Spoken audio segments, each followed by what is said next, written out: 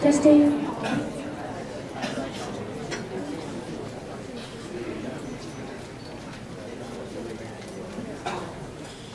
Can everyone hear me? Yeah.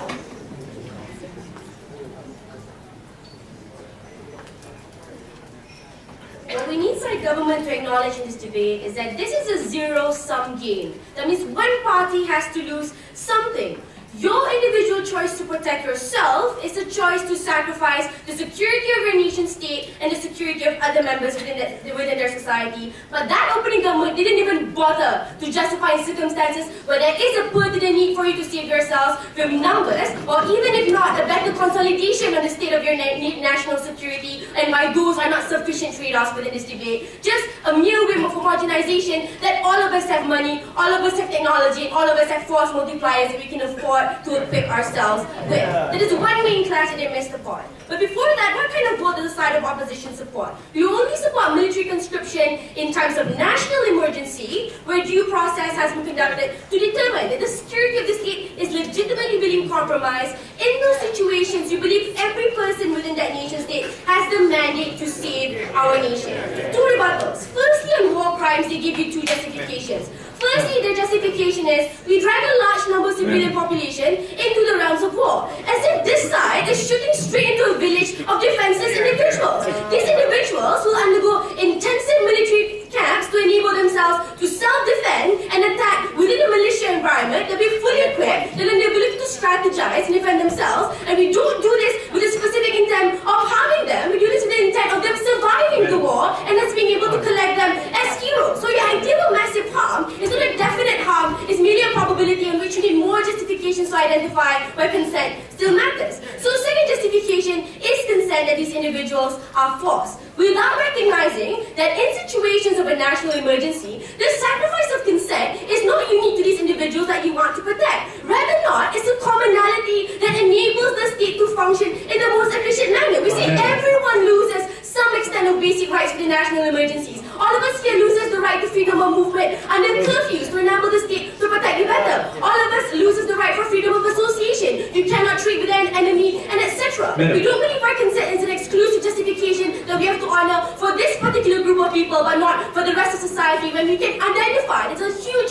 humongous positive trade-off that the state can honor. Second rebuttal, can states cope without conscription? And this is the largest thing that you need to prove in this debate, because they effectively homogenize every single country within the global demographic. And we have two responses. Firstly, the countries who are plagued with conflict and are at most acute amount of threat are the kinds of countries with extremely minimal economic capacity, extremely limited diplomatic ties to achieve a better arms trade, a better military capacity, or better diplomatic economic ties altogether. These are the kinds of individuals where numerically is extremely important for them to self-sustain themselves. And I explain more in my substantives why the perception of security also comes into play when it comes to strategics. But secondly, even if they have these things, we say numerically at least it's still a better consolidation of your state security, why still there's not a sufficient trade-off for your side to acknowledge. If in the event we have numerically more individuals, these individuals will be able to secure the larger security of everyone else within their nation state. We see that is still also a positive trade-off that you need to acknowledge. And we say it's also an unfair homogenization to say it's a military, therefore you're treated extremely badly. When you look at Israel, where there's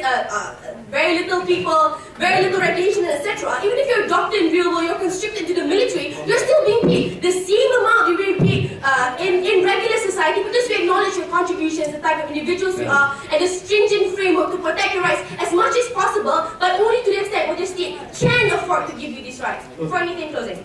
Would you allow slavery if it was necessary for national security? But there's in no situation where slavery would be necessary, Mrs. Speaker, because we don't need slaves to function. We can still pay them when you do those works. If there's a positive trade-off that you can somehow magically materialize in this debate, then maybe we'll start considering it. Firstly, critical tool to empowering the sovereign right to national security. They need to acknowledge that we're talking about sovereign states, and what this right means is that it's a physical and psychological right for the state to be free from external and internal threats. And when that threat is posed to the nation state, we see that every member within a state is being placed in harm's way. And if no concrete, tangible action is taken to place that security back into notion, we will place that society at harm. Let's look at what are the kinds of situations where we can do away with consent. Because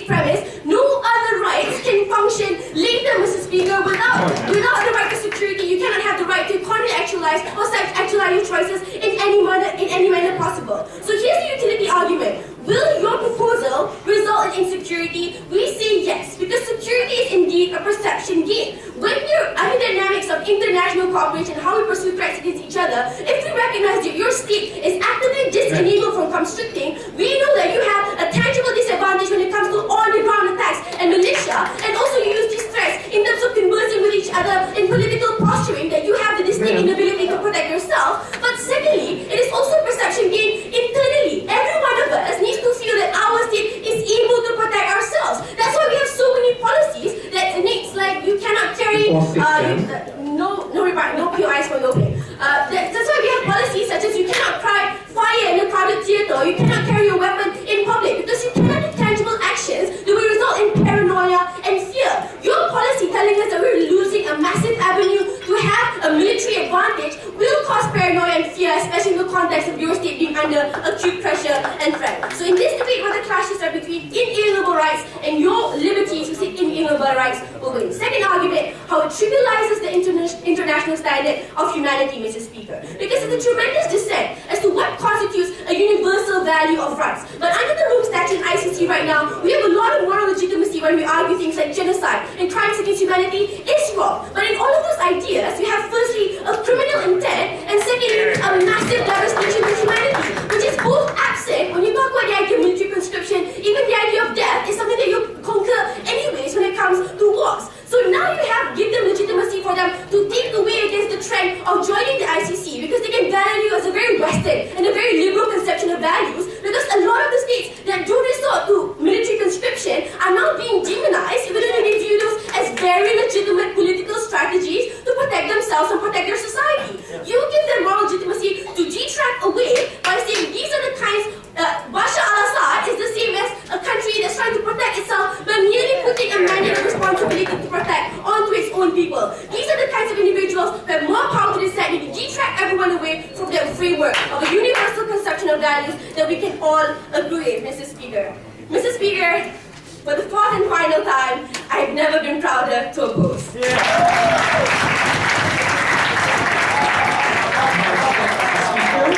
Welcome to the debate.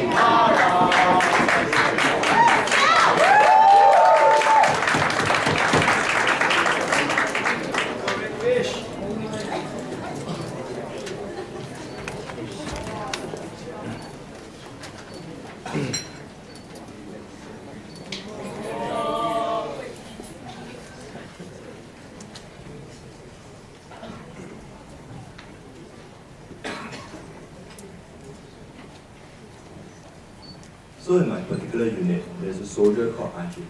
RJ was perhaps someone who was a little slow. He took a very long time to wear his uniform. He took a very long time to understand instructions. But because the unit demanded that everyone be treated as a soldier, because the unit demanded that these people learn not to be treated as individuals, but to be treated as a soldier, to recruit as a private, someone with no right, someone whose only value in life was to serve the army, was to be a soldier. He was shouted at the entire time. He was called a retard, or an idiot. He was forced to stay in push-up positions for extended periods of time, not because he was a bad person, not because he was somebody who deserved to be mocked in this way, but because the army demanded it of him. They trivialize war crimes when they say that the systematic destruction of the individual and the denial of individuality is something that is not a war crime. They trivialize war crimes when they say states have the right to tell all the people in the country that for at least 2 years, 3 years, your freedoms don't matter, your choices don't matter. You must be a soldier because your country demands it of you. We think that's wrong. Very happy to oppose that. First, I'm going to deal with the material about the engagement with our material, the harms visited upon the individuals. Second, I'm going to talk about why we think, and second, I'm going to talk about why we think the national effectiveness and importance of defense, first of all, can be achieved on the outside, and second, aren't that important. Lastly, I'm going to talk about how they, on their side, make war worse. The first thing Mai tells us is that, look, these people, in response to Kelvin's material about how dragging civilian population to say, well, the army trains these people, so they are no longer soldiers. But that completely misunderstands the nature of the point, which is that you're forcing civilian populations and civilians against their will to engage in combat and to be part and be threatened with death and the potential to have to kill people even though they don't consent to it. Just because the army trains you doesn't mean you magically suddenly become a soldier and consented to it. All that means is that the army has forced you and now dressed up as a soldier and forces you to be in that platform, but it doesn't deal with the initial denial of consent. The next thing that she tells us is that, look, we allow taxation, we allow education, but all these things don't strip a person of individuality.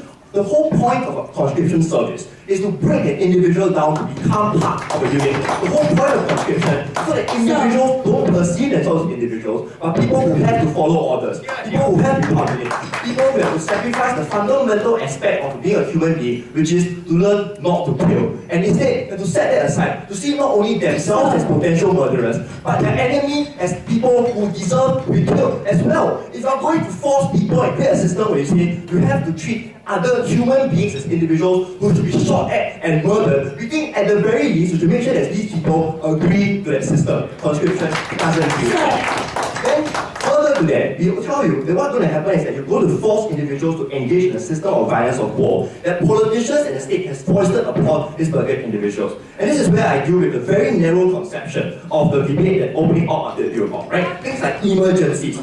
Several responses to this. The first, thank you, is that that's not really a definition, because countries can always define emergencies any way they want, right? Israel has been an emergency at war for the past 60 years of its life. Singapore is technically still an emergency, right? Because at any day it could potentially be attacked by Malaysia or Indonesia.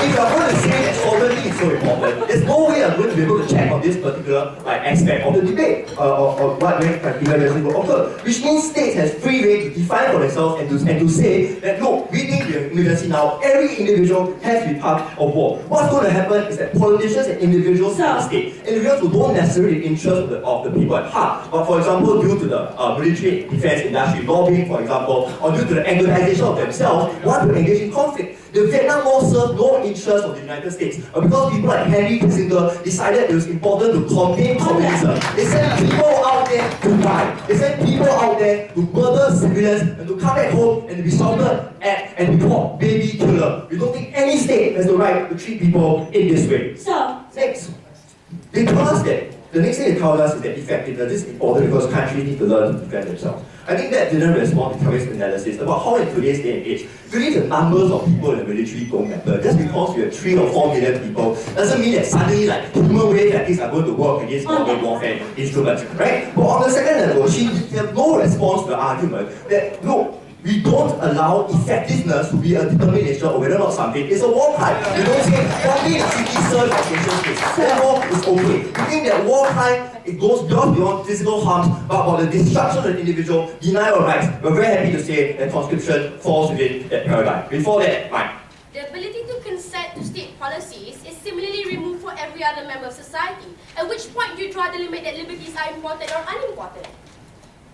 When the state is forcing you do something that involves you having to die in a war, having to kill people, when it's forcing you to be part of a system where you have to deny your individual self, we think the minimum thing any state can do is to say, do we agree to this?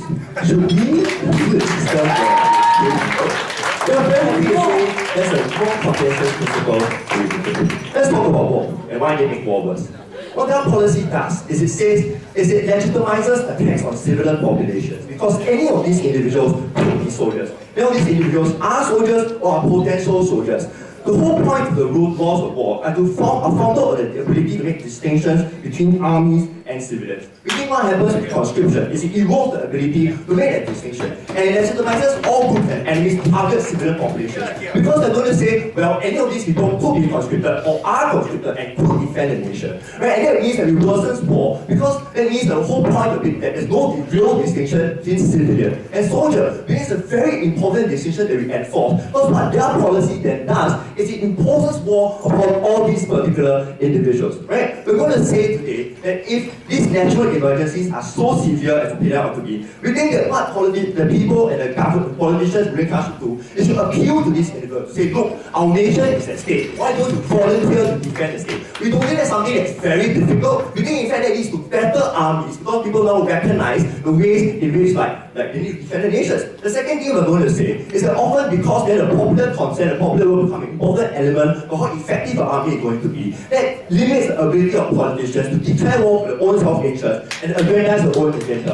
We think that possibly if there was no conscription for the Vietnam War, then the Vietnam War might not have occurred because politicians recognized that they couldn't do so effectively. We think that's a good thing when we reduce the ability of politicians to wage war and to bring the populations with them without their consent.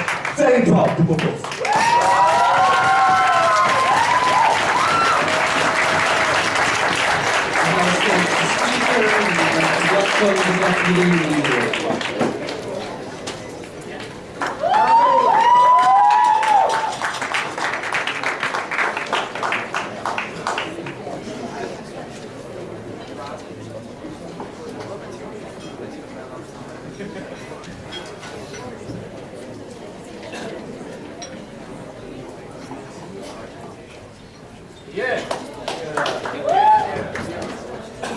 The side of opening opposition unequivocally condemned how the Singaporean National Service treated Ajay. They can't expect the opening opposition to defend bullying and irresponsible behaviors and how we treat our soldiers in national service, ladies and gentlemen. We won't be the side that will defend those kinds of irresponsible behaviors. The next thing I want to say is that there has been a mischaracterization of how national service and conscription works, ladies and gentlemen. Because under a nation state, you have a group that makes up the permanent soldiers of a country, and then you have another group that is the part of the national service of that country, which makes up the reserve unit of that country, ladies and gentlemen. So, when they said that when you enter into the national service, it's equivalent to sending people into gas chambers, ladies and gentlemen, we disagree with that. Because the first response of a country is that you send your permanent soldiers first, and the national service or the reserve soldier comes in later when necessary, ladies and gentlemen. So we don't think that the kind of harms that they're trying to characterize exist. But let's look at a few things in response to what opening opposition wanted to talk, opening government wanted to talk about. They wanted to make this similar to war crimes, but they never really proved that there is intention on the part of the government, ladies and gentlemen, to expose their soldiers to direct and imminent harm, ladies and gentlemen. We think the harm of death is a potential harm and it's not imminent, ladies and gentlemen. Furthermore, there's no intention, i.e., they haven't met the criteria of other war crimes that are in existence under the status quo. We provide training facilities and we provide them the ability to defend themselves. These soldiers and other soldiers that are going against these people has to still abide by the rules of law, rules of war, ladies and gentlemen. So we don't think that the kind of harms that they're trying to portray is true under that side of the house, ladies and gentlemen. Secondly, in terms of capacity, we want to talk about Singapore, ladies and gentlemen, because we think that when you have a population deficit and when you are facing threats, as they may argue, from Malaysia or Indonesia, because Singapore has this paranoid attitude towards us, because we are cooler and cuter, like mine, ladies and gentlemen. Because we have to understand that there is a population deficit, people are getting highly educated and are reluctant to serve in necessary industries such as the military, ladies and gentlemen, in order to protect themselves. What they argued is that you can have alternatives such as missionaries, ladies and gentlemen. And Kelvin had the guts to come out here and say that we support the use of drones. We think drones should be a war crime, ladies and gentlemen, because we think it kills people indiscriminately rather than, foot soldiers on the ground. We don't think any other country in the world, poorer countries or developing countries will have the capacity in order to have this alternative. So we think that proposal imposes a double standard on developing countries and poorer countries that cannot meet these standards, ladies and gentlemen. Secondly, they wanted to argue that, the state defines what emergency is. We're not going to defend a state that irresponsibly, declares a state of emergency emergency and it put its civilian population in harm's way, ladies and gentlemen. We think in the context where it is truly an emergency, would you principally agree that it is necessary for you to send the soldiers to defend your country? Lastly, we don't think it legitimizes violence on civilian population. Why is this so? Because as much as they want to say that every citizen is now a soldier, soldiers around the world need to still abide by the rules of war. You can only attack a soldier if that person is wearing a uniform. You can't randomly attack a child or a woman, ladies and gentlemen. We think there are clear rules governing war, and we think those rules are necessary or sufficient in order to prevent the kinds of harms that you're exposing these people during war. I have two arguments to make. The first thing I want to say is that what they do is that they weaken the legitimacy of the ICC, and that will be problematic for the international community. And lastly, we're going to talk about how it cripples the morale of military when they make this a war crime. But before that, I'll take you, Calvin.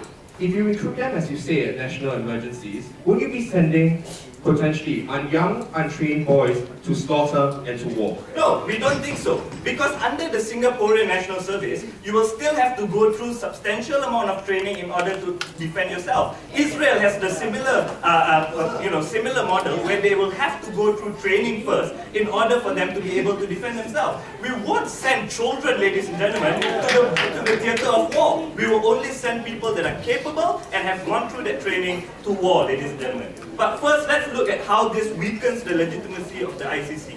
The trends under the status quo is that the ICC is already gaining traction due to its successes, ladies and gentlemen, by prosecuting people like Ratko Mladic or Slobodan Milosevic, ladies and gentlemen.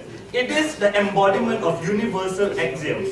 Conscription, on the other hand, is in the grey area. Some states may require it in times of emergency. Some states may not, like the United States may have all the machineries that you're talking about. What it does is that it reignites the kind of perception that poorer countries used to have towards the ICC, where it is projecting that only war criminals in Africa are punished, whereas there hasn't been any leaders from developed countries such as George W. Bush and people like that being punished in the ICC. We think what it does is that it emboldens that rhetoric that the ICC is creating the divide between rich and poorer countries, isolating the ICC even further from people wanting to participate within the ICC, ladies and gentlemen. That is a regression that we will never ever risk, because we want more participation in the ICC, trying to create international norms and more responsible behaviors during war. Lastly, we want to talk about how this cripples the military morale. It is important to understand that the military in some countries may not be as capable, may have enough people in order to defend itself. Because the nature of the country is that people are getting highly educated and are disincentivized from joining the military. What the National Service does is that the existing individuals within the military knows that when in the event that we go to war, there is a reserve unit to back us up, ladies and gentlemen, in order to create the resurgence of hope and morale in terms of fighting the war effectively. Regardless of whether or not that reserve army will be effective, we think the military morale is based on the idea that when I am in the theatre of war, the state will do whatever that's necessary to defend me. Ladies and gentlemen, when the British soldiers were stuck at the shores of France and the Nazi army were marching towards them, ladies and gentlemen, Winston Churchill ordered every citizen with a boat to go and pick up every single army that is stuck there. If Winston Churchill didn't do that and take away liberties from people, those soldiers will die. And because of collective safety, we are supremely proud to oppose.